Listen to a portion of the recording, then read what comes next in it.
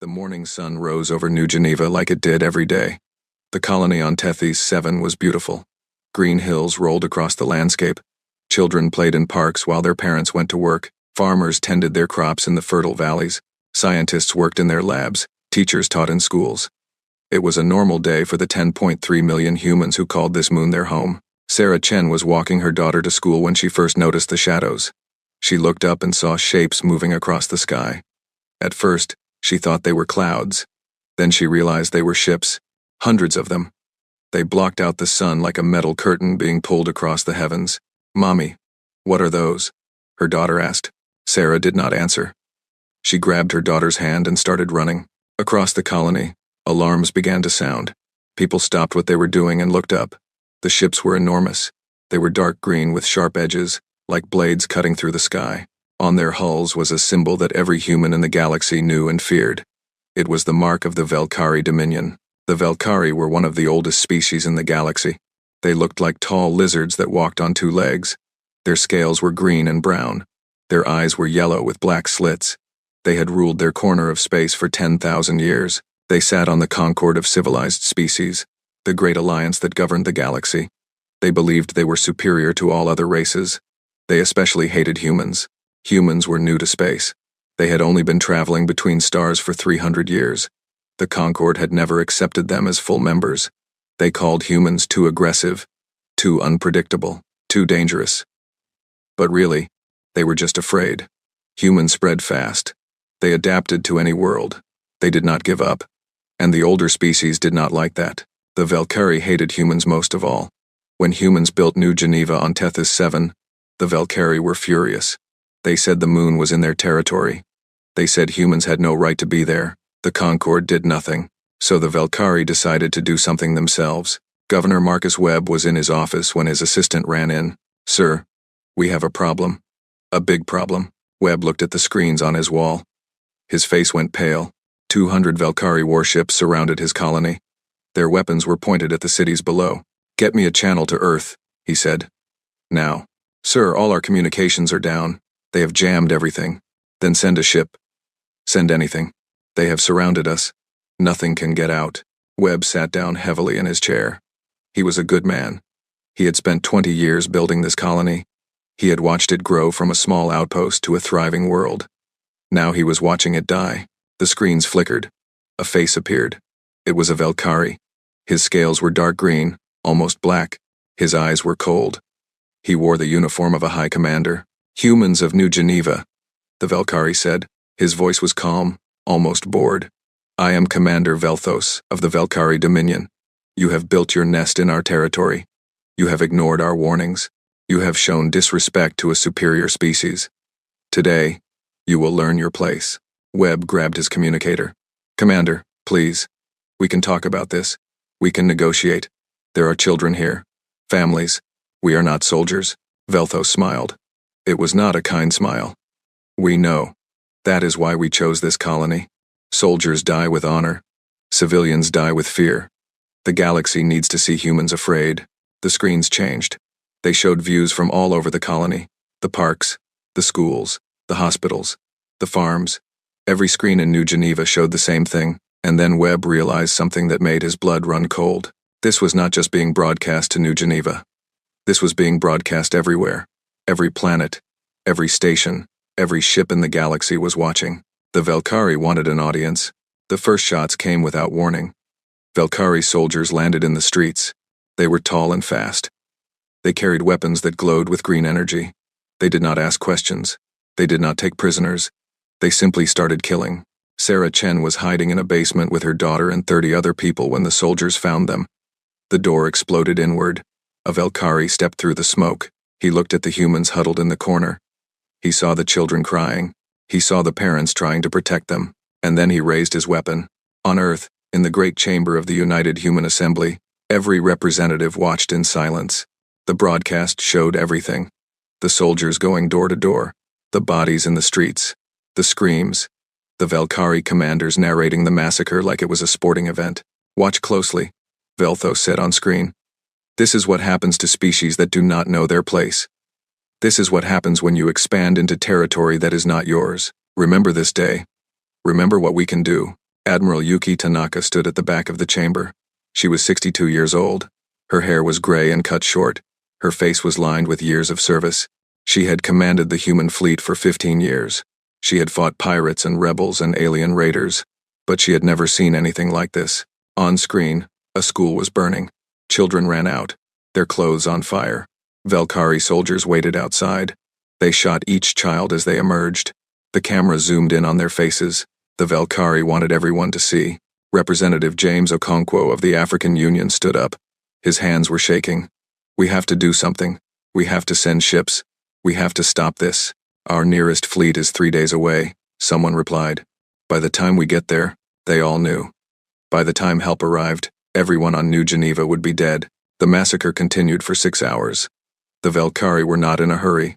They went through each city, each town, each village. They lined people up and shot them. They burned buildings with people inside. They hunted those who tried to hide. Velthos appeared on screen regularly. He commented on the death toll. He made jokes. He laughed when humans begged for their lives. At one point, he held up a human child by the arm. "Look at this," he said. "So small. So weak. This is the species that thinks it can challenge us. This is the species that thinks it deserves a place among the stars." He dropped the child and shot her. Around the galaxy, different species watched the broadcast. Some watched in horror, some watched in fascination, and some watched with approval. In the council chamber of the Concord, representatives from 47 species observed the massacre. Some demanded action. They were outvoted. Others suggested that humanity had brought this on itself. The Velkari were an old and respected member of the Concord. Humans were outsiders. The Concord decided to do nothing. The Drethkai, a species of insectoid traders, sent a message of congratulations to the Velkari. The Morvani, a race of telepaths, broadcast their enjoyment of human suffering across their networks. The Talvex simply watched in silence, calculating how humanity's weakness might benefit them.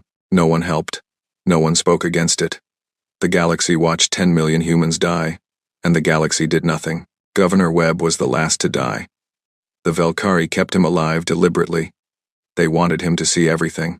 They wanted him to know that he had failed to protect his people. When they finally brought him before Commander Velthos, Webb was a broken man. His clothes were torn and bloody. His eyes were empty. He had watched his world burn. He had heard the screams of millions. "Do you have any last words?" Velthos asked. His voice was almost kind, like a parent speaking to a child. Webb looked up. Something flickered in his empty eyes. "You have made a mistake," he said quietly. Velthos laughed. "What mistake?" "Your species is weak. Your military is small. Your allies are none. What can you possibly do?" Webb smiled. It was a terrible smile. The smile of a man who knows something others do not. "You killed our children," he said. "You made us watch. You made everyone watch. And you laughed while you did it." "Yes," Velthos said. "That was the point." "The point," Webb said, "was to show the galaxy that we are weak. To show them we can be killed without consequences.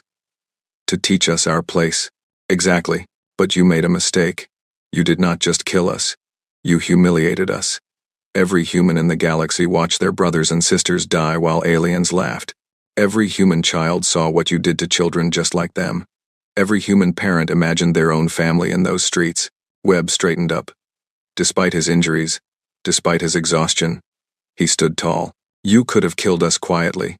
You could have destroyed the colony and claimed it was an accident. But you wanted a show. You wanted to break us. Instead, you have united us. Every human in the galaxy is watching right now, and they are not broken. They are angry. They are so angry that they will never, ever forget. And they will never, ever, forgive." Velthos's smile faded slightly. "You think your anger matters? You think you can challenge the Velkari dominion? We have ruled for 10,000 years. We have conquered 100 species. Humanity is nothing." "Perhaps," Webb said. "But you have never faced a species with nothing left to lose. You have never faced a species that you have humiliated before the entire galaxy. You have awakened something in humanity today. And when it comes for you, and it will come, remember this moment. Remember my face. Remember that I warned you." The screen went black. In the United Human Assembly, no one moved. No one spoke. The representatives sat in their seats like statues. Some had tears streaming down their faces. Others were pale with shock. A few were shaking with rage so intense they could not control their bodies. Admiral Tanaka walked slowly to the center of the chamber. Her boots echoed in the silence. Every eye turned to her. She stood there for a long moment, looking at the dark screens where 10 million people had died. When she spoke, her voice was quiet. But in that silent chamber, everyone heard every word. I have served the human fleet for 40 years. I have seen battle. I have seen death. I have seen cruelty. But I have never seen anything like what we witnessed today. They did not just kill our people. They made it entertainment. They made it a lesson. They wanted to teach us that we are small, that we are weak, that we do not matter. She paused. Her hands were steady. Her eyes were dry. But there was something in her voice that made the representatives lean forward. They made a mistake. Governor Webb was right. They could have killed quietly. Instead, they chose spectacle. They chose humiliation. They wanted the galaxy to laugh at us. And some did laugh. Some cheered. The Concorde did nothing. Our calls for help went unanswered. Her voice hardened. So be it. If the galaxy will not help us, we will help ourselves. If the galaxy will not give us justice, we will take it. The Velkari wanted to teach us our place. Instead, they have taught us something else. They have taught us that we are alone. They have taught us that no one will protect us. They have taught us that if we want to survive, we must become something that the galaxy fears. She turned to face the full assembly. I am requesting authorization to mobilize every resource at humanity's disposal. Every ship, every factory, every scientist, every soldier. I am requesting that we suspend all normal operations and focus on one goal. Not defense, not protection, retaliation, complete, total, absolute. Representative Okonkwo stood. Admiral, what exactly are you proposing? Tanaka looked at him. Her eyes were cold and hard, like steel that had been forged in fire. I am proposing that we destroy the Velkari Dominion. Not defeat, not humble. Destroy. Every ship, every colony, every city, every man, woman, and child. I am proposing that we erase them from the galaxy so completely that 1,000 years from now, species will tell stories about what happens when you kill human children, and laugh. The chamber erupted. Representatives shouted. Some supported her. Others called her insane. Some demanded diplomacy. Others demanded immediate war. Tanaka waited. When the noise died down, she spoke again. I know what I am asking. I know it sounds extreme, but think about what we just watched. They killed 10 million people and broadcast it as entertainment. They want us to be afraid. They want us to bow.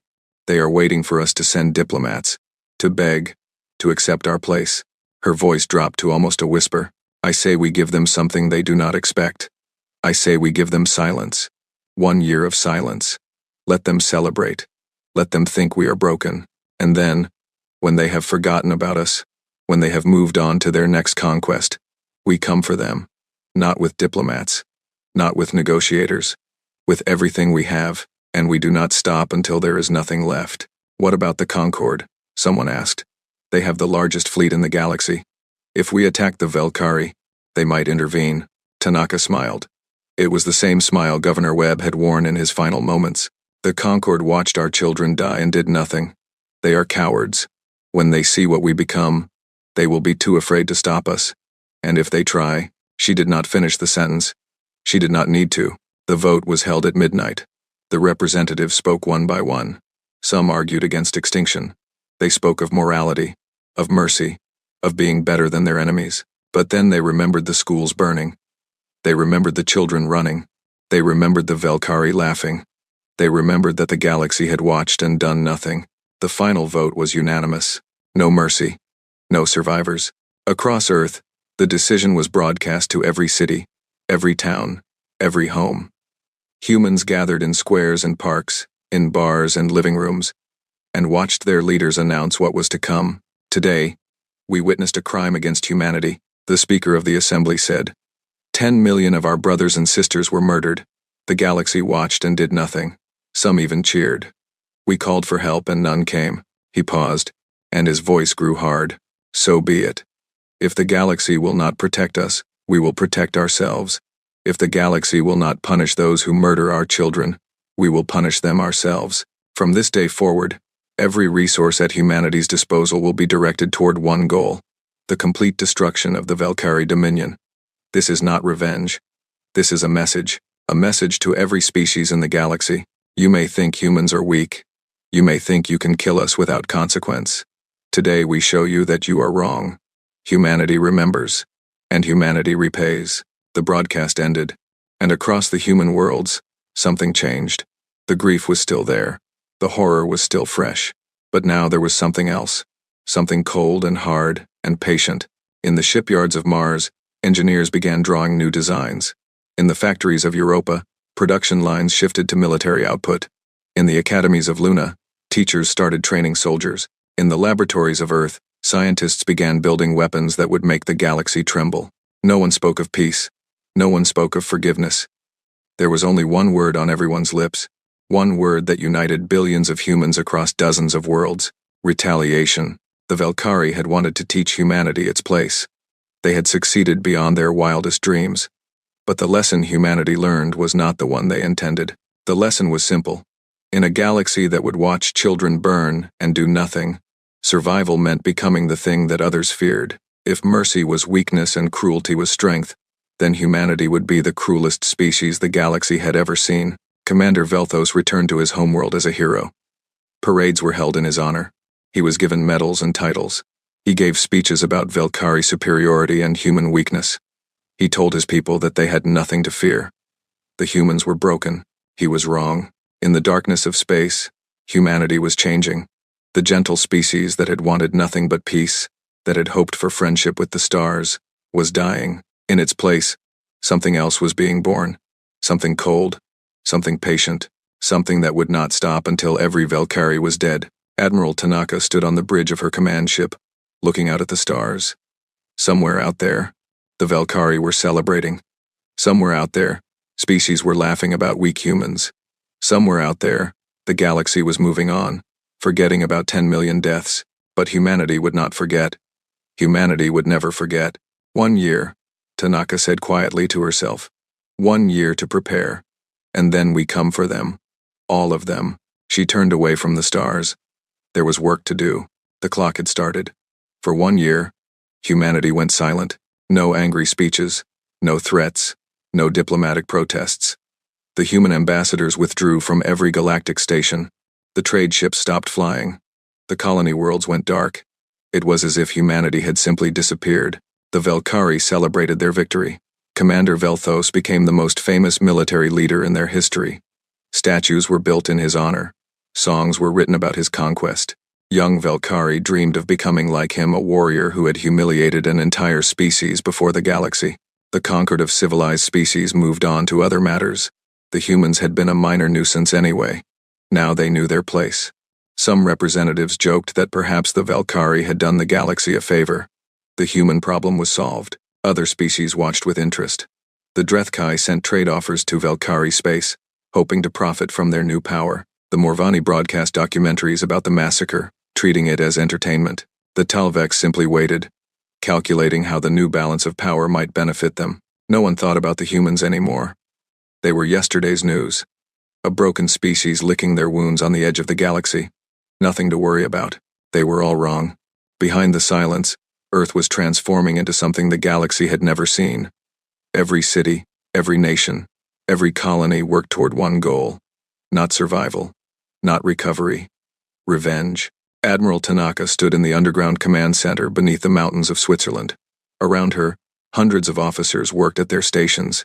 Maps and charts covered every wall. But these were not defensive plans. These were blueprints for genocide. Report, she said. General Chenwei stepped forward. He was the head of fleet construction, a man who had spent 30 years building cargo ships and passenger vessels. Now he built only weapons of war. The shipyards are ahead of schedule, he said. We have completed 800 warships. By the end of the year, we will have 4,000. Quality? Better than anything in the galaxy. We have studied every species' technology for 300 years. We were never allowed to buy their weapons, so we learned to build our own. Our shields are stronger than Valkyrie shields. Our weapons hit harder. Our engines are faster. Tanaka nodded. What about the special weapons? Chenwei hesitated. Admiral, are you sure about those? They violate 17 Concord conventions. If the galaxy finds out, The galaxy watched our children burn and did nothing. Tanaka interrupted. I do not care about their conventions. I care about results. Can you build them? Yes. We can build them. Then build them. Across human space, the war machine grew. Factories that once made farm equipment now made bombs. Laboratories that researched medicine now developed poisons. Schools that taught history and art now taught combat and tactics. Dr. Maria Santos had spent 20 years developing treatments for childhood diseases. She had saved thousands of lives. Now she stood in a secret facility on the dark side of the moon, looking at a weapon that could kill millions. It is ready? Tanaka asked. Maria nodded slowly. Her face was pale. Her hands trembled slightly. Yes. We call it the Shadow. It is a biological weapon. Once released, it spreads through any population within days. The death rate is 100%. There is no cure. Is it specific to Valkyrie biology? It targets their respiratory system. It will not affect humans or most other species. Only Valkyrie. Tanaka looked at the small container. It was barely larger than her hand.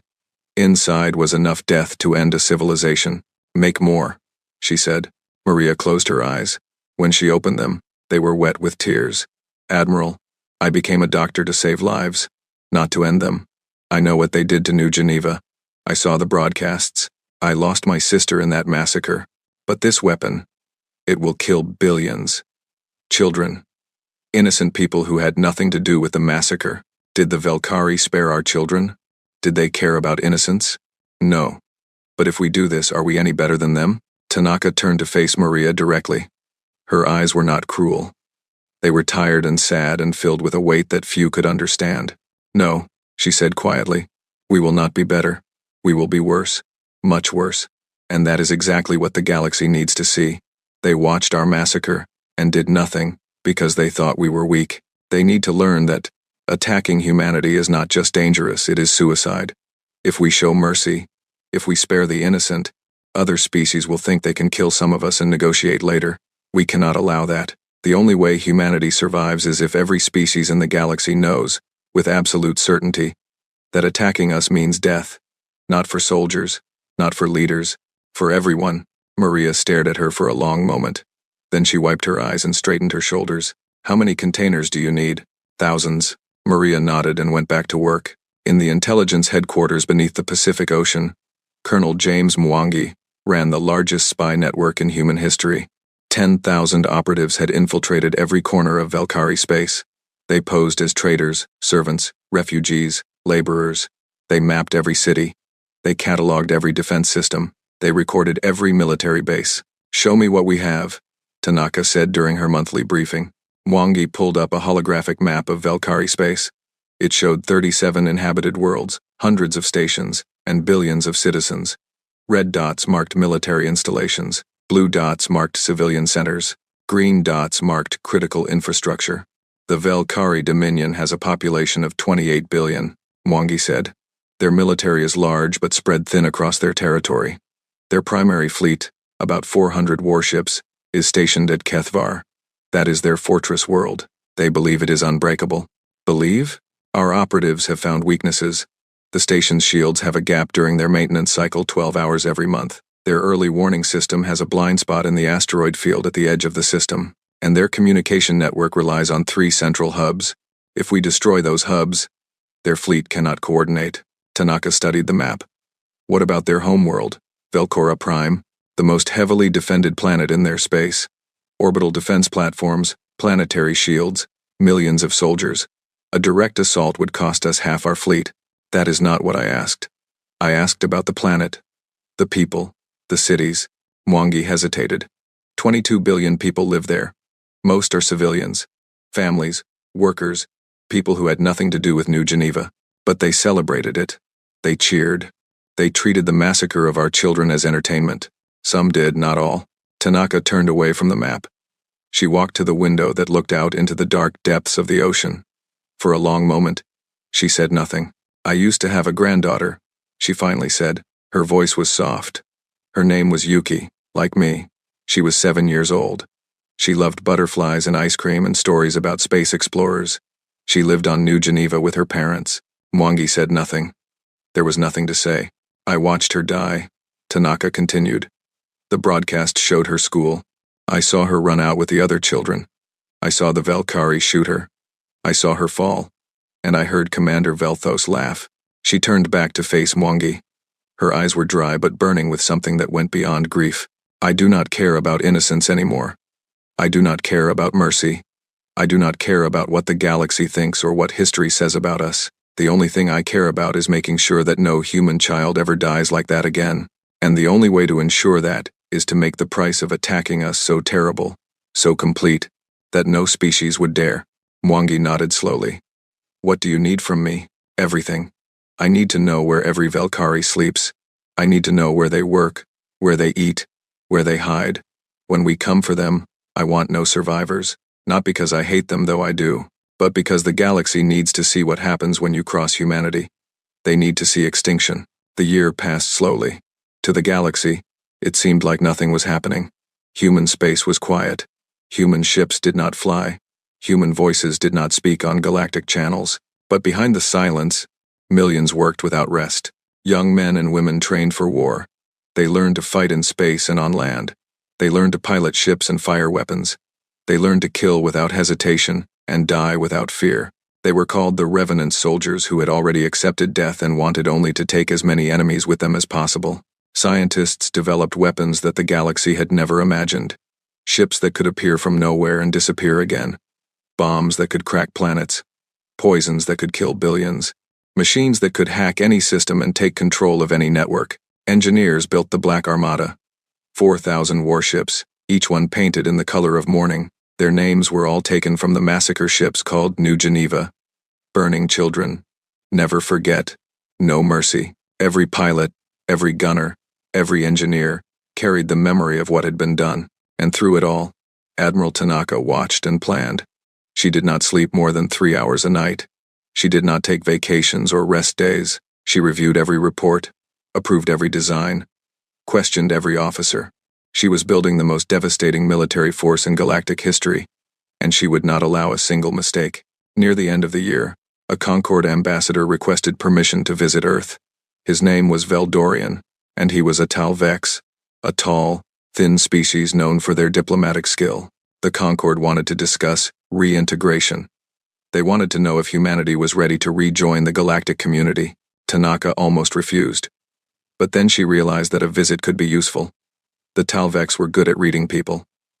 If Veldorian saw what she wanted him to see, he would report back to the Concord that humanity was broken.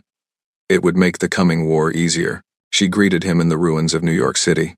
The city had not been destroyed, it was one of the oldest and greatest on Earth. But Tanaka had ordered it emptied for the ambassador's visit. The streets were deserted.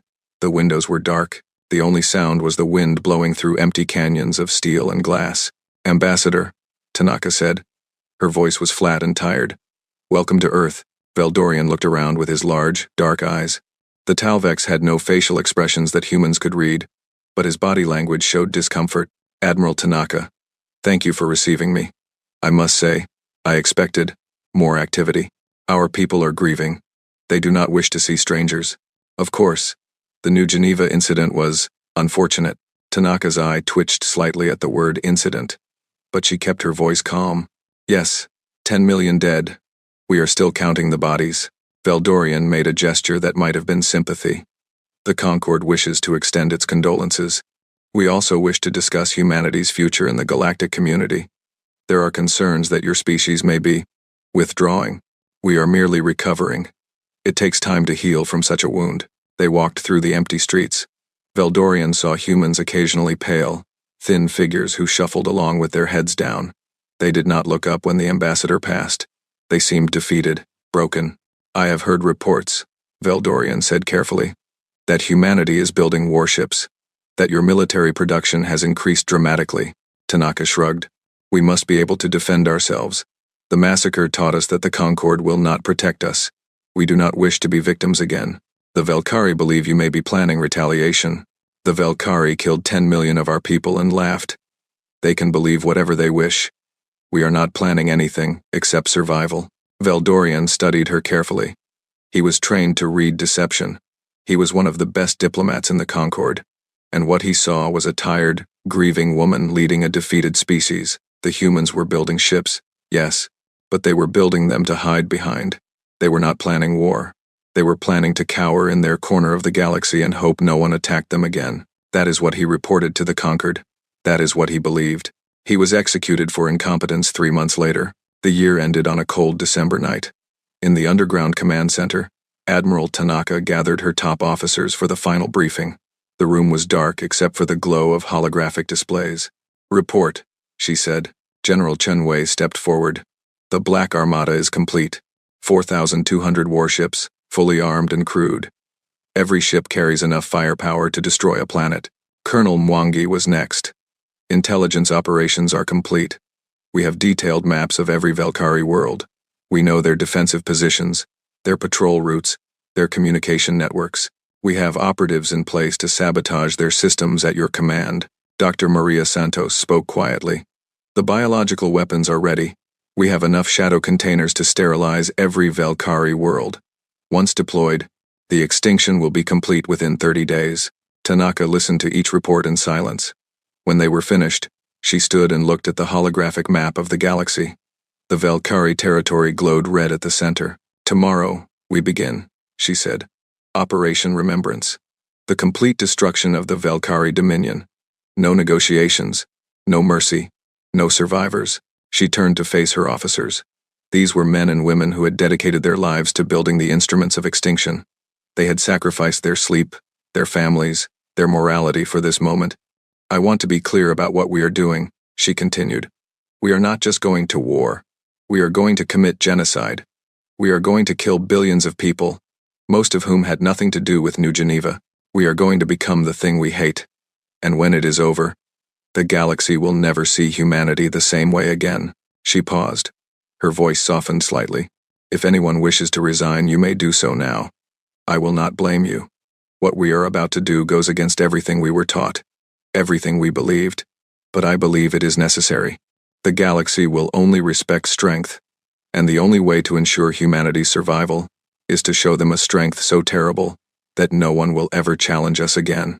No one moved. No one spoke. Every officer in that room had lost someone on New Geneva. Every one of them had watched the massacre. Every one of them had heard the Velkari laugh. Tanaka nodded slowly. "Very well. Tomorrow at dawn, the Black Armada launches. The Velkari will wake up to find their worst nightmare at their doorstep. And then, they will learn what humanity has become." She walked to the window and looked up at the stars. Governor Webb warned them. He told them they had awakened something in humanity. He told them to remember his face. Tomorrow, they will remember, and then they will die. The room was silent. The officers filed out to their posts.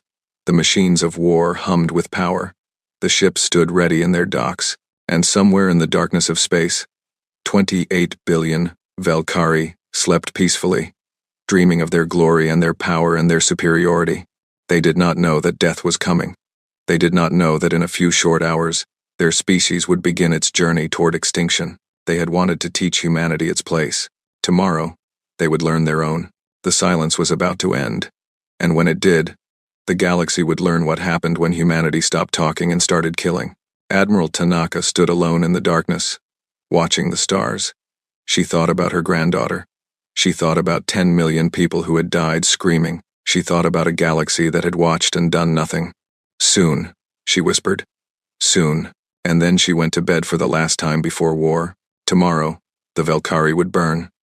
The attack came without warning. Commander Velthos was asleep in his mansion on Velcora Prime when the alarm started screaming. He jumped out of bed and ran to the window. The night sky was on fire. Lights were falling from the heavens, not stars, but explosions. The space station that orbited his world was dying. His communicator buzzed with panicked voices. "Commander, enemy ships have appeared in the outer system. How many? We cannot count them. Hundreds, maybe thousands. They appeared out of nowhere. What species? Who is attacking us?" There was a pause. When the voice came back, it was shaking with fear. "Humans, sir. The humans are here." Velthos felt his blood go cold. For a year, he had told everyone that the humans were broken, that they would never recover, that his victory at New Geneva had proven Velkari superiority for all time. He had been wrong. The Black Armada struck 17 military installations in the first hour. Human ships appeared from subspace with weapons already firing. They did not announce themselves. They did not demand surrender. They simply attacked. Admiral Tanaka stood on the bridge of her flagship, the Remembrance. Around her, officers called out damage reports and tactical updates. On the main screen, Valkyrie stations exploded one after another. Status of the primary fleet? She asked. They are scrambling to launch, Admiral, but our ships are already in position. They are sitting ducks. The Valkyrie primary fleet was stationed at Kethvar, their fortress world. 400 warships, the pride of their military. But they had been caught in dry dock, their crews asleep, their systems on standby. Colonel Mwangi's operatives had disabled their early warning systems. By the time the Valkyrie knew they were under attack, it was too late. The Battle of Kethvar lasted 11 minutes. Human ships surrounded the orbital docks and opened fire. Valkyrie vessels tried to launch, but they were cut down before they could clear the station. Some tried to fight back, but their weapons could not track the human ships. Human technology was faster, more precise, more deadly than anything the Valkyrie had ever faced. When it was over, 400 Valkyrie warships were nothing but debris. The pride of their fleet, destroyed in less time than it took to eat breakfast. Tanaka watched the last ship explode and felt nothing. No satisfaction. No triumph. Just a cold emptiness that had lived inside her since she watched her granddaughter die. Open a channel, she said. All frequencies. I want every species in the galaxy to hear this. The communication officer nodded. A moment later, a light indicated that the broadcast was live. Every planet, every station, every ship in known space was listening. Tanaka stepped forward and spoke. This is Admiral Yuki Tanaka of the United Human Fleet. 1 year ago, you watched the Valkyrie murder 10 million humans on New Geneva. You watched them kill our children and laugh. You watched, and you did nothing. Some of you even cheered. She paused to let her words sink in. Today, we give our response. Not to the Valkyrie. They are already dead, they just do not know it yet. Our response is to the galaxy. To every species that watched our children burn. To every voice that laughed at human suffering. To every government that decided we were not worth protecting. Her voice hardened. Watch closely. This is what happens when you kill human children. This is what happens when you make us watch. This is what happens when you laugh. We are not going to stop until the Valkyrie are extinct. Not defeated. Not humbled. Extinct. And when we are done, every species in this galaxy will know. Humanity remembers. And humanity repays. She cut the transmission. On Velcora Prime, Commander Velthos watched the broadcast with disbelief. His fleet was gone. His military stations were burning. And the human admiral was promising extinction. Get me the Concorde, he shouted. Get me anyone. We need help. But when he reached the Concorde chamber, he found only chaos. Representatives from 47 species were arguing, shouting, pointing fingers. No one could agree on what to do. The Drethkai representative demanded immediate military intervention. The humans had violated Concorde law by attacking without declaration of war. They had used weapons that were banned. They had to be stopped. The Morvani representative disagreed. The humans had been provoked. The Valkyrie had killed 10 million of them on live broadcast. Perhaps they deserved what was coming. The Talvex said nothing. They simply watched and calculated. Hours passed while the Concorde debated. During those hours, 5 more Valkyrie worlds fell to human attack. Military bases were destroyed. Communication networks were severed. Defense grids went dark. Finally, the Concorde reached a decision. They would send a peacekeeping fleet to stop the human advance. 1,200 ships from various species would converge at the border of Valkyrie space and demand that humanity stand down. The peacekeeping fleet arrived 3 days later. They formed a wall of ships at the edge of Valkyrie territory and broadcast their demands. Human fleet, this is Concorde Peacekeeping Force Alpha. You are ordered to cease your attack immediately and withdraw to your own space. Failure to comply will be considered an act of war against the Concorde. For a long moment, there was no response. Then, a single human ship emerged from subspace. It was the Remembrance, Admiral Tanaka's flagship. She did not bring her fleet. She came alone. The Concorde commander, a Drethkai named Zixistal, was confused. 1 ship against 1,200? Was this surrender? A negotiation? Human vessel, state your intentions, he demanded. Tanaka's face appeared on every screen. She was calm, almost serene, but her eyes held something that made Zixtal uncomfortable. Commander Zixtal, she said, I know you. I know your species cheered when our children died. I know you sent messages of congratulations to Commander Velthos. I know you called the massacre justice against human arrogance. Zixtal shifted in his seat. That is not relevant. The Concord has ordered. The Concord ordered nothing when the Velkari killed 10 million of my people. The Concord watched and did nothing. Some of you applauded. And now you come here to protect the murderers? To stop us from seeking justice? It is not justice. It is genocide. Yes, it is. The same genocide they started when they killed our children. We are simply finishing what they began. Zixtal gathered his courage. Admiral, you are outnumbered 1,200 to 1. You cannot fight us. Stand down, or we will destroy your ship. Tanaka smiled. It was not a pleasant smile. You think I came here alone? Look behind you. Zixtal turned to his tactical display. His blood went cold. Ships were appearing from subspace. Hundreds of them. Then thousands. The Black Armada had been waiting, hidden in the void. And now they emerged like ghosts from the darkness. 4,000 human warships surrounded the Concord fleet. This is not your war, Tanaka said. Her voice was quiet but sharp as a blade. The Velkari killed our people. We are going to destroy them. If you interfere, we will destroy you too. And then we will remember that you watched our children die and did nothing. We will remember that some of you cheered. We will remember that you tried to protect the murderers of our children. And when we are done with the Velkari, we will come for you. Zixtal stared at the tactical display. His fleet was surrounded. Human weapons were locked on every ship. One wrong move, and 1,200 Concord vessels would be turned to dust. You cannot threaten the Concord, he said. But his voice wavered. I am not threatening. I am explaining. You have a choice. Leave now. And humanity will consider the matter closed. We have no quarrel with your species, only with those who killed our children. But if you fire a single shot, if you stand in our way for a single moment, you will share their fate. She leaned forward, and Zixtal saw something in her eyes that made him forget how to breathe. It was not anger. It was not hatred. It was certainty, absolute, unshakable certainty that she would do exactly what she said. I watched my granddaughter die, Tanaka said quietly. I watched a Velkari soldier shoot her while she ran from her burning school. I heard Commander Velthos laugh. And when I close my eyes, I see her face every time. I see 10 million faces. Every human who died on New Geneva. Every child. Every parent. Every life that was taken for entertainment. She paused. I do not care about Concord law. I do not care about galactic politics. I do not care about your treaties or your conventions or your peacekeeping missions. The only thing I care about is making sure that never happens again. And the only way to do that is to show the galaxy what happens when you kill our children. She straightened up. So here is my final offer. Leave now. Go back to your homeworlds and tell them what you saw here. Tell them about the human fleet. Tell them about our weapons. Tell them about the look in my eyes. And then tell them this. If any species ever attacks human civilians again, they will share the Velkari's fate. Not war. Not sanctions. Extinction. The Concord fleet was silent. Zixtal looked at his officers. They were afraid.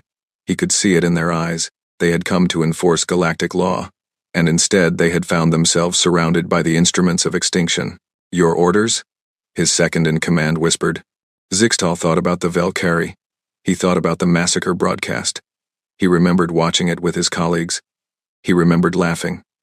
Laughing at the weak humans. Laughing at their deaths. He was not laughing now. All ships, he said finally. Withdraw. Commander? I said withdraw. Full retreat. Get us out of here. The Concord fleet turned and ran. 1,200 ships fled like prey from a predator. They had come to stop a genocide and left with their tails between their legs. On the bridge of the Remembrance, Tanaka watched them go. Should we pursue? Her tactical officer asked. No, let them run. Let them tell everyone what they saw. The galaxy needs to understand that we are not playing games. We are not negotiating. We are exterminating. She turned back to the star map. Velkari territory glowed red before her. Continue the operation. Destroy everything. The human fleet moved through Velkari space like a plague. World after world fell. Military bases were annihilated. Civilian infrastructure was targeted. Power grids went dark. Food production facilities were destroyed. Communication networks were severed. The Velkari had never faced anything like this. Their military was designed for conventional warfare, fleet against fleet, army against army. But the humans did not fight conventionally. They appeared from nowhere, struck without warning, and vanished before reinforcements could arrive. Worse, they did not take prisoners. Every captured Velkhari base was destroyed with everyone inside. Every ship that surrendered was vaporized. The humans were not interested in victory. They were interested in annihilation. On Velkhora Prime, Commander Velthos watched his empire crumble. In 3 weeks, humanity had destroyed 60% of his species' military capability. Billions of Velkhari were dead. More were dying every day. He tried everything. He sent diplomats, they were shot down before they could speak. He offered surrender, there was no response. He released human prisoners from Velkhari jails, the humans took them aboard without a word and continued their attack. Nothing worked. The humans would not stop. They would not negotiate. They would not show mercy. One night, Velthos called his remaining commanders for a final meeting. "We are losing," he said. The words tasted like poison. "We cannot defeat them in battle. Our only hope is to negotiate." "They will not talk to us," a commander replied. "They kill everyone we send. Then we must find someone they will talk to. Someone who can convince them to stop." "Who? The conquered abandoned us. The other species are afraid. No one will stand up to the humans now." Velthos slammed his fist on the table. "There must be something. Some weakness, some leverage. Something we can use. There is nothing, Commander. They do not want our territory. They do not want our resources. They do not want our technology. They want us dead. All of us. And they will not stop until they get what they want." The room fell silent. Outside, the sky lit up as another orbital platform exploded. The humans were in orbit now. The invasion of the homeworld would begin soon. "How did this happen?" Velthos whispered. "They were supposed to be weak. They were supposed to be broken. They were supposed to learn their place. They learned something," a commander said quietly. "But it was not what we intended. They learned that the galaxy does not protect the weak. They learned that survival means being strong enough to destroy your enemies completely. They learned that mercy is weakness, and cruelty is strength." He looked at Velthos with hollow eyes. "We taught them that, Commander. We taught them with the blood of their children. And now they are teaching it back to us." The invasion of Velkhora Prime began the next morning. 2 million human soldiers descended from the sky. They did not bomb the cities from orbit. They did not use their biological weapons yet. They came down in person, with rifles and armor, and eyes full of cold fury. Tanaka wanted the Velkhari to see them. She wanted them to look into human faces as they died.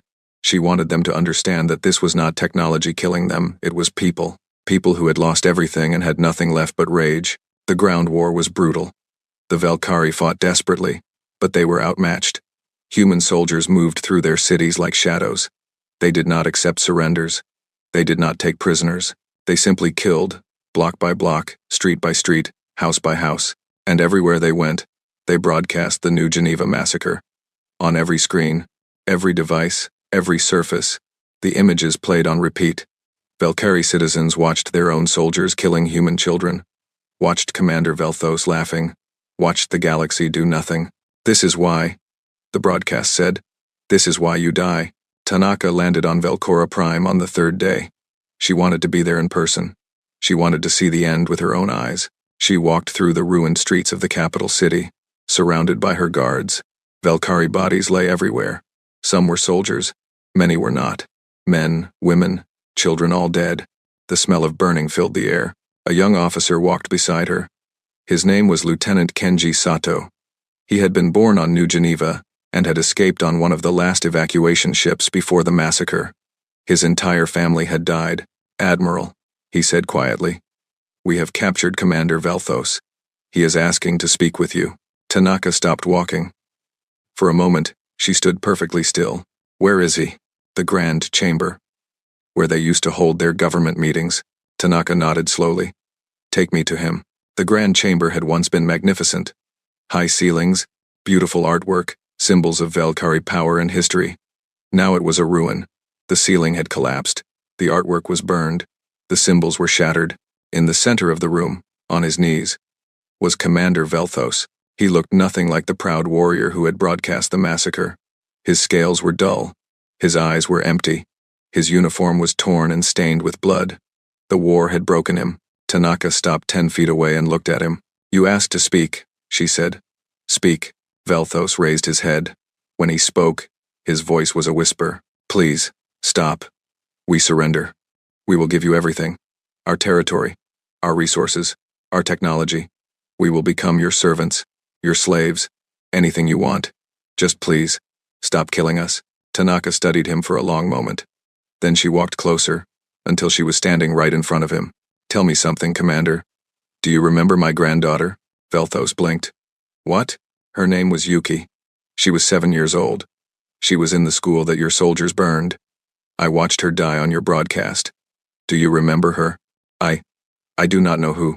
"Of course you do not. She was just one child among 10 million. One face among millions of faces. You did not care who they were. You just wanted to teach humanity a lesson." She knelt down so her eyes were level with his. "Congratulations, Commander. You taught us well. You taught us that the galaxy does not care about human lives. You taught us that mercy is weakness. You taught us that the only way to survive is to become the thing others fear." She stood up. "Now we are teaching you." Velthos began to cry. "Please. I am sorry. If I could take it back, you cannot. And even if you could, it would not matter. This is not about revenge anymore. This is about sending a message to every species in the galaxy. A message that will echo through the stars for 1,000 years. She turned to walk away, then stopped.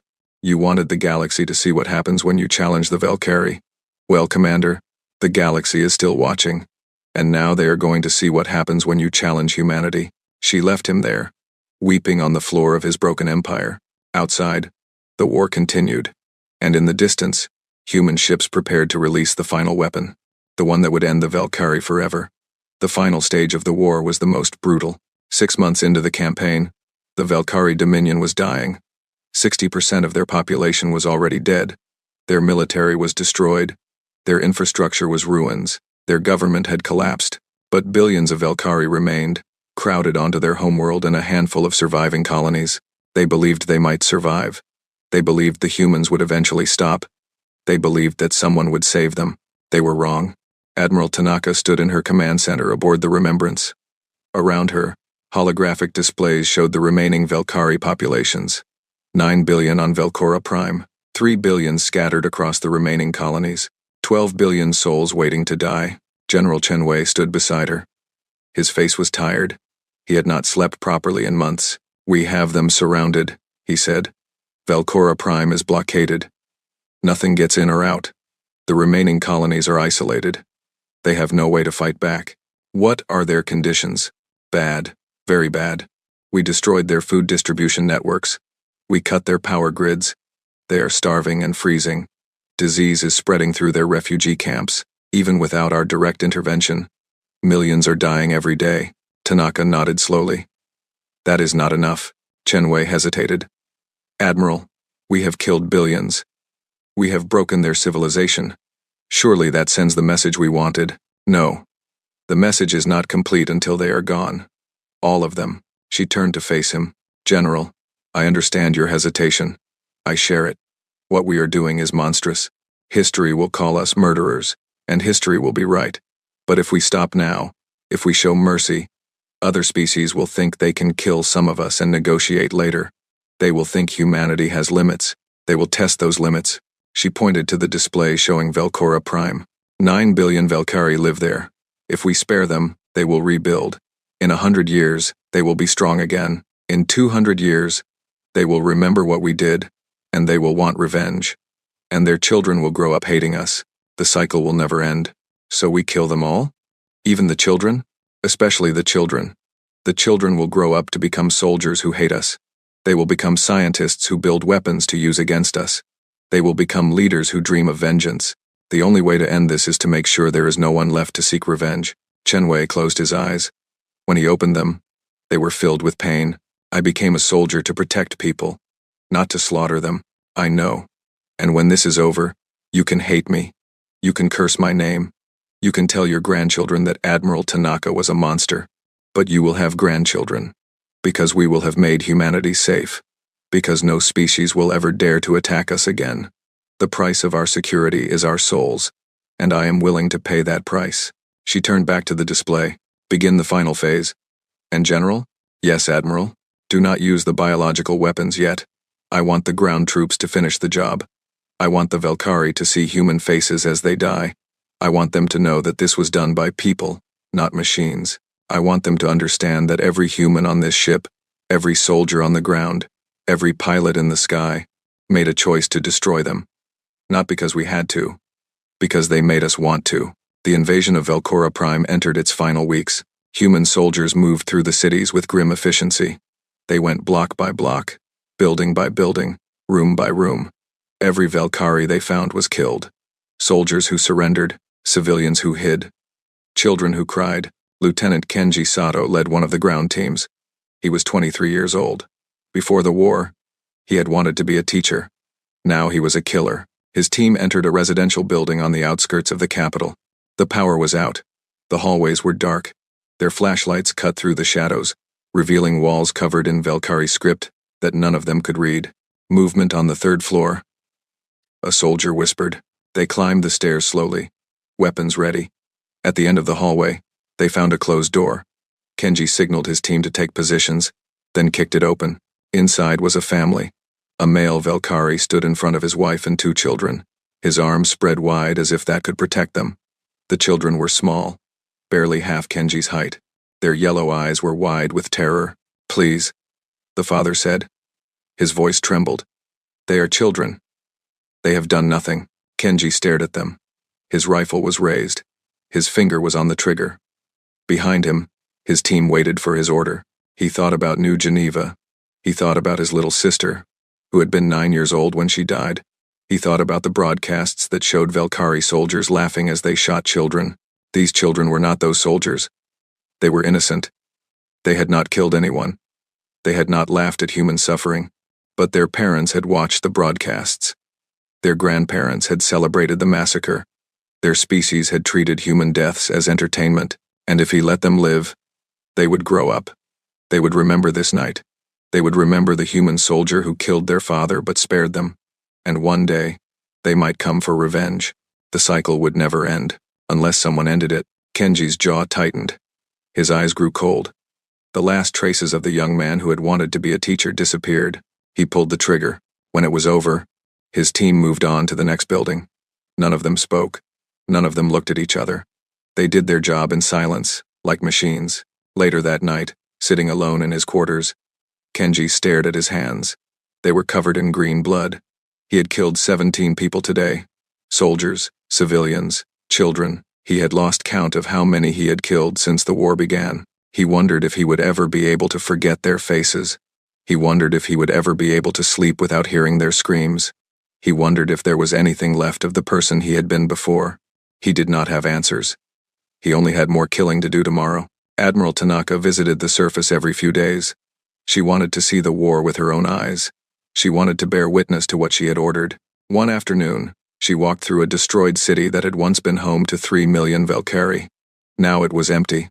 The buildings were broken shells. The streets were covered in ash and debris. The only sounds were the wind and the distant rumble of explosions. Her guards found a survivor hiding in the basement of a collapsed building. It was an old female Velcari, too weak to run. They brought her before the admiral. The old Velcari looked up at Tanaka with clouded eyes. She did not seem afraid anymore. She was beyond fear. Why? She asked. Her voice was a rasp. Why do you kill us all? We surrendered. We offered everything. Why will you not stop? Tanaka knelt down so she could look into the old woman's eyes. What did you do when you saw the New Geneva massacre? The old Velcari was silent for a moment. I watched, like everyone else. And what did you think? The silence stretched longer. I thought, the humans deserved it. For expanding into our space. For disrespecting our people. Did you cheer? The old woman closed her eyes. Yes. May the ancestors forgive me. Yes. I cheered. Tanaka nodded slowly. So did most of your species. 10 million people died, and you celebrated. You made it a holiday. You built statues to the commander who killed them. You taught your children that humans are vermin who deserve extermination. She stood up. Now you ask me why we will not stop. The answer is simple. You taught us what we are worth. You taught us that our lives have no value. You taught us that the galaxy will cheer when we die. She looked down at the old woman. So we learned a different lesson. We learned that if our lives have no value, then neither do yours. We learned that mercy is weakness. We learned that the only way to survive in this galaxy is to make others fear us more than they fear anything else. She turned to walk away. You wanted to teach us our place. You succeeded. Our place is at the top, and we will burn anyone who tries to pull us down." The old woman watched her go. A few minutes later, a soldier came to finish what the admiral had started. The war continued. The death toll climbed higher every day. On other worlds, other species watched with growing horror. The Concord had dissolved in all but name. Representatives no longer met because no one knew what to say. The humans were committing genocide, and there was nothing anyone could do about it. Some species tried to help the Valkyrie. The Morvani sent a diplomatic mission, hoping to negotiate a ceasefire. The human fleet destroyed their ships before they could enter Valkyrie space. The Drethkai, who had once congratulated the Valkyrie on the massacre, now sent frantic apologies to humanity. They offered trade deals, territory, even their own military secrets. The humans did not respond. They did not need to. The message was clear. Apologies were not accepted. Only the Talvex remained calm. Their diplomats quietly reached out to human officials with a simple offer: neutrality. The Talvex had never cheered for the massacre. They had never supported the Valkyrie. They wanted humanity to know that they were not enemies. Tanaka considered their offer for 3 days before responding. In the end, she accepted. The Talvex were too useful to destroy and too smart to provoke. They would make valuable partners in the new galaxy order. One neutral species was allowed to survive. The rest would learn what it meant to have been enemies of humanity. On Velcora Prime, the end was approaching. The human armies had pushed the remaining Valkyrie population into a small area around the capital city. 5 billion people crowded into space meant for millions. There was no food, no water, no power. Disease swept through the camps. The dead were piled in the streets because there was no room to bury them. Commander Velthos was still alive, held in a prison beneath the ruins of the Grand Chamber.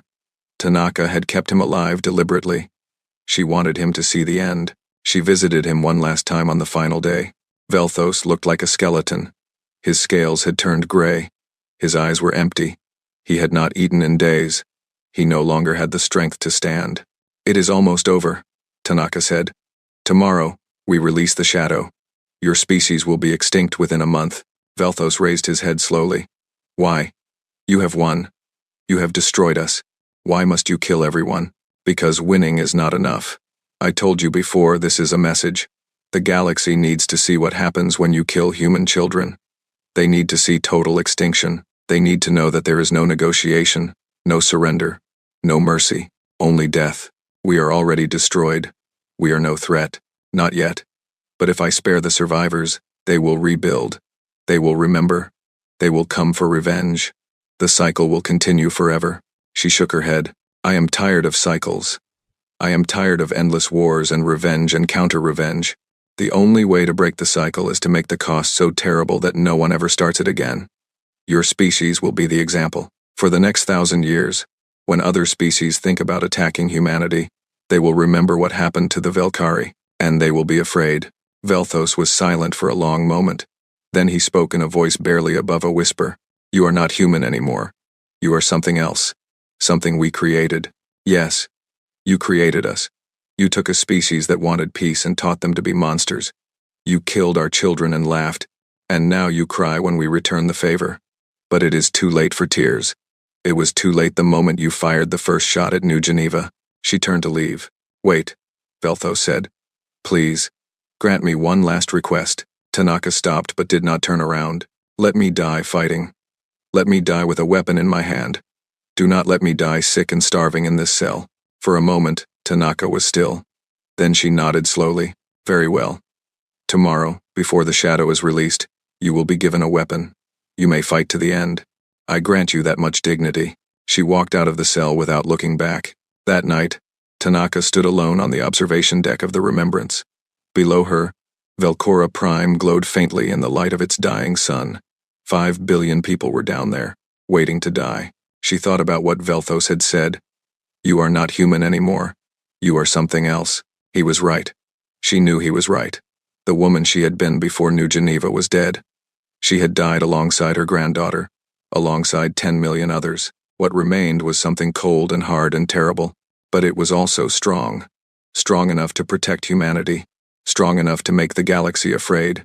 Strong enough to ensure that no human child would ever die like Yuki again. Was it worth it? She asked the empty darkness. All those billions of lives, all that blood on my hands, all those souls I have sent to whatever waits beyond death. She did not expect an answer. She did not receive one. But deep inside, in the place where her humanity used to live, she knew. The answer was no. Nothing was worth this. Nothing could justify the extinction of an entire species. And yet she would do it anyway. Because the alternative was worse. Because showing mercy now would invite future attacks. Because the galaxy only respected strength. And she had to be the strongest. Tomorrow, the Valkyrie would die. And Yuki Tanaka would die with them, the last remnants of the woman she had been before the war. What would remain was something else. Something the galaxy would fear for 1,000 years. Forgive me, she whispered to the stars. To her granddaughter. To the billions she was about to kill. But she knew there would be no forgiveness. Not for her. Not ever. She turned away from the window and went to prepare for the end. Tomorrow, the Valkyrie Dominion would cease to exist, and humanity would take its place as the most feared species in the galaxy. The sun rose over Velcora Prime for the last time on October 17, 2349. In the skies above, human ships formed a ring around the planet. In the ruins below, 5 billion Valkyrie waited for death. They knew it was coming. They had seen the reports. The humans had developed a weapon that could kill their entire species. Today, they would use it. Admiral Tanaka stood on the bridge of the Remembrance. Around her, officers prepared the deployment of the Shadow, the biological weapon that would end the Valkyrie forever. No one spoke. The silence was heavy with the weight of what they were about to do. Admiral, General Chenwei said quietly. We are ready. Tanaka nodded but did not respond immediately. She stared at the planet below, thinking about the billions of lives that would end today. Mothers and fathers, children and grandparents, artists and teachers, workers and dreamers, all of them would die because of what a few of their leaders had done. It was monstrous. She knew it was monstrous. And yet she would give the order anyway. Admiral, Chenwei said again. Your orders? Tanaka closed her eyes. For a moment, she was back on Earth, watching the massacre broadcast. She saw her granddaughter running from the burning school. She saw the Valkyrie soldier raise his weapon. She heard Commander Velthos laugh. She opened her eyes. Release the Shadow. The command went out. Across the planet, human ships opened their cargo holds and released thousands of small containers. They fell through the atmosphere like rain, breaking apart and releasing their deadly cargo into the air. The Shadow was invisible. You could not see it or smell it or feel it. But once you breathed it in, you were dead. There was no cure, no treatment, just a slow decline over days and weeks, until your body simply stopped working. The first Valkyrie began dying within hours. By the end of the first day, millions were sick. By the end of the first week, billions were dying. The planet became a world of the sick and dying, where the streets were filled with bodies and the air was thick with the sounds of suffering. Tanaka watched it all from orbit. She did not look away. She bore witness to every death, every moment of suffering. She had ordered this. She would not hide from it. Commander Velthos died on the 4th day. True to her word, Tanaka had given him a weapon and allowed him to fight. He led a small group of Valkyrie soldiers in a final charge against the human forces on the ground. They fought bravely, desperately, knowing there was no hope of victory. They just wanted to die on their feet. Velthos killed 3 human soldiers before he was finally shot down. He lay in the ruins of his capital city, his green blood pooling beneath him, and looked up at the human who had killed him. Do you think this will bring them peace? He gasped. The ones you lost? The human soldier was young, barely 20 years old. He had lost his parents on New Geneva. No, he said quietly. Nothing will bring them back. But at least you will not be able to kill any more of us. Velthos coughed blood. You have become us. You have become the monsters you hated. Yes, you made us this way. Velthos closed his eyes. When he spoke again, his voice was barely a whisper. Then may the ancestors have mercy on us all. Because this galaxy will know no peace now. He died with those words on his lips. The extinction took 37 days to complete. When it was over, 28 billion Valkyrie were dead. Their worlds were empty. Their cities were tombs. Their civilization was dust and memories. Human ships swept through their former territory, making sure no survivors remained. They found none. The Shadow had been perfectly designed. It killed every Valkyrie, down to the last infant in the most remote settlement. Admiral Tanaka declared the operation complete on October 17, 2349, exactly 2 years after the New Geneva massacre. She broadcast her final statement to the galaxy on every frequency. The Velkari Dominion is no more. This is the consequence of what they did to New Geneva. This is what happens when you kill human children and make the galaxy watch. This is what happens when you laugh at human suffering. She paused, and her voice grew hard. Let every species in this galaxy remember what happened here. We did not want this war. We did not seek revenge. We were forced to become what we are. But now that we have become it, we will not hesitate to act again. If any species attacks human civilians, if any species kills our children, if any species makes us watch our people die while they celebrate, they will share the Velkari's fate. Not war, not diplomacy, extinction. She cut the transmission. The Velkari worlds were not colonized. Their technology was not salvaged. Their history was not preserved. Humanity left them exactly as they were, empty monuments to the cost of attacking humans. Scientists suggested studying the abandoned Velkari technology. Tanaka refused. Economists suggested taking their resources. Tanaka refused. Politicians suggested at least claiming their territory. Tanaka refused. Let them stand empty, she said. Let every ship that passes through see what we did. Let every species remember. The Velkari planets are not prizes to be claimed. They are warnings to be heeded, and so 37 worlds became ghost planets. Silent reminders of what humanity was capable of when pushed too far. The galaxy changed after the Velkari extinction. The concord of civilized species, which had governed galactic politics for thousands of years, dissolved completely. Representatives no longer met because there was nothing left to discuss. The old order was gone. In its place was fear, and fear wore a human face. Species that had once mocked humanity now sent ambassadors with trembling hands and generous gifts. Species that had cheered the New Geneva massacre suddenly remembered urgent diplomatic missions and trade agreements. Everyone wanted to be friends with humanity now. Everyone was terrified of being next. The Drethkai came first.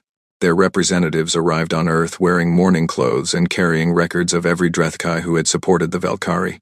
They offered to execute those individuals publicly as a sign of goodwill. Tanaka refused. We are not interested in your internal justice. We are interested in your behavior going forward.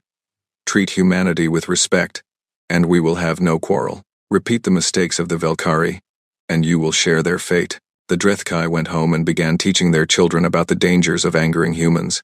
The Morvani tried a different approach. They claimed they had always opposed the massacre, that their broadcasts had been meant as criticism, not entertainment. They presented falsified records and doctored memories. Tanaka knew they were lying. But she also knew that the Morvani were more useful alive than dead, at least for now. We will accept your explanation, she said. But know this. We are watching. We will always be watching. And if we ever find evidence that you celebrated human deaths, there will be no second chance. The Morvani went home and began erasing every record of their involvement with the Velkari. They failed to find all of them. Human intelligence officers had copies, but Tanaka kept them in reserve. Leverage was sometimes more valuable than revenge. Only the Talvex prospered in the new order. They had maintained neutrality throughout the war. They had never celebrated the massacre. They had reached out early to establish peaceful relations. Now they became humanity's primary trading partner and diplomatic intermediary. Some species grumbled that the Talvex were collaborators, that they were helping humanity dominate the galaxy. But no one dared say it too loudly. Everyone remembered what happened to those who opposed humanity. The years passed. The galaxy settled into a new normal. Humanity expanded rapidly. Without the Concord to restrict them, humans claimed new worlds throughout the galaxy. Their population grew. Their technology advanced. Their military became the strongest force in known space. But something had changed in the human spirit. The species that had once dreamed of friendship with the stars was gone. In its place was a harder people. A people who trusted no one outside their own kind. A people who smiled politely at alien diplomats while keeping their weapons close. The children born after the war grew up learning about New Geneva. They watched the massacre broadcasts in school. They visited the memorial worlds where the names of 10 million dead were carved into endless walls of black stone. They were taught that the galaxy was dangerous, that other species would kill them if given the chance, that survival meant being strong enough to destroy any enemy completely. These children did not hate aliens. Hate was too hot an emotion. Instead, they regarded other species with cold suspicion. They were polite but never friendly. They traded but never trusted. They maintained peace but always prepared for war. This was the legacy of New Geneva. This was what the Valkyrie had created when they killed 10 million people and laughed. Admiral Yuki Tanaka retired from military service 10 years after the war ended. She was 82 years old and tired in ways that had nothing to do with age. She returned to New Geneva, which had been rebuilt as a memorial world. The colony was gone. No one wanted to live where so many had died. Instead, the entire moon had been transformed into a place of remembrance. At its center was the wall, a structure that stretched for miles in every direction. On its surface were carved the names of every person who had died in the massacre, 10,327,416 names. It took days to walk from one end to the other. Tanaka bought a small house near the wall. She spent her remaining years tending a garden in the shadow of the names. People came to visit her, sometimes journalists, historians, military officers wanting to learn from her experience. She received them politely but rarely had much to say. "What do you want me to tell you?" she would ask. "That I am proud of what I did? I am not. That I regret it? I do not. I did what had to be done." The galaxy needed to learn that humans cannot be killed without consequence. They learned. That is all that matters. One journalist asked her the question that everyone wanted to know. If you could go back, would you do it differently? Would you show mercy? Tanaka thought about it for a long time before answering. Mercy is a luxury for those who are safe. We were not safe. The galaxy watched our children burn and did nothing. Some cheered. If we had shown mercy to the Valkyrie, other species would have seen weakness. They would have tested us. More humans would have died. The cycle would have continued forever. She paused and looked out at her garden. I broke the cycle. I paid for that with my soul. 28 billion souls. To be precise, I will carry that weight until I die and beyond. But humanity is safe now. Other species fear us. They will not attack us. Not because we are strong, but because they saw what happens when they try. That fear is worth more than any treaty or alliance. She turned back to the journalist. So no, I would not do it differently. I would make the same choice 1,000 times. Because the alternative is worse. The alternative is watching more children die while the galaxy laughs. I would rather be a monster than allow that to happen again. Admiral Yuki Tanaka died peacefully in her sleep in the year 2375. She was 108 years old. Her funeral was the largest in human history. Representatives from every human world attended. Even some alien species sent delegates carefully chosen. Very respectful. Very quiet. She was buried on New Geneva, in her garden, facing the wall. Her headstone bore no titles or honors, just her name and 2 dates and a single line from her final speech. Humanity remembers, and humanity repays. Centuries passed. The galaxy changed and grew and evolved. Humanity became the dominant force in known space. Not the largest many species had greater numbers. Not the oldest dozens of species had civilizations that predated human history. But the most respected, the most feared. Human ships could travel anywhere without challenge. Human merchants could trade anywhere without harassment. Human colonists could settle anywhere without opposition. Because everyone remembered what happened to the Valkyrie, the story became legend. The legend became myth. But the message remained clear. In schools across the galaxy, children of every species learned about the Valkyrie extinction. They learned that the Valkyrie had been a proud and powerful species, rulers of 37 worlds, masters of ancient technology. They learned that the Valkyrie had killed 10 million human civilians and broadcast it as entertainment. They learned what humanity had done in response. Some taught the story as a tragedy, a warning against cruelty and arrogance. Some taught it as a lesson in power proof that strength alone determined survival. Some taught it as horror evidence of what happens when civilization breaks down. But everyone taught it. Everyone remembered. Everyone understood the message. Do not attack humanity. Do not kill their children. Do not laugh at their suffering. There will be no negotiation, no surrender, no mercy, only extinction. In the darkest corners of space, where the old species gathered to whisper about ancient times and terrible secrets, they told stories about humanity, not as friends, not as enemies, as something else entirely, a species that had looked into the abyss and decided to become it, a species that had paid for peace with genocide and would do it again without hesitation. They called humans many things in those whispered conversations: monsters, destroyers, the species that killed a civilization. But the most common term, the one that spread from species to species and world to world, was simple: the rememberers. Because humanity always remembered, every slight, every attack, every drop of blood. They recorded it all and passed it down through generations, and when the time came for repayment, they repaid in full and more. The empty worlds of the Valkyrie still stood as monuments. 37 planets where nothing moved except the wind. Cities where no lights burned. Streets where no footsteps sounded. Silent testimony to the price of attacking humanity. Ships passing through the region sometimes picked up old broadcasts. Valkyrie voices speaking to each other about daily life, about art and music and politics, about hopes and dreams and fears. Ghost transmissions from a dead civilization. Reminders that the Valkyrie had once been alive, had once loved and laughed and wept, before humanity erased them from existence. Some travelers found it haunting. Others found it satisfying. Most just found it terrifying. And on New Geneva, the wall still stood. 10 million names carved in black stone, stretching for miles beneath an alien sky. Visitors came from across the galaxy to see it. Humans came to remember their dead. Aliens came to remind themselves why they should never challenge humanity. At the center of the wall, in a place of honor, was a small plaque. It bore no name, only a message, the words that Admiral Tanaka had spoken on the day she launched the war that changed the galaxy. No mercy, no survivors. Below it, in smaller letters, was added later, "This is the price of touching our children. Let the galaxy remember." The galaxy remembered. The galaxy would always remember. And in the silence of the empty Valkyrie worlds, in the shadow of the wall, in the fearful whispers of 100 species, humanity's message echoed through the centuries. Do not test us. Do not challenge us. Do not make us remember. Because when we remember, we repay.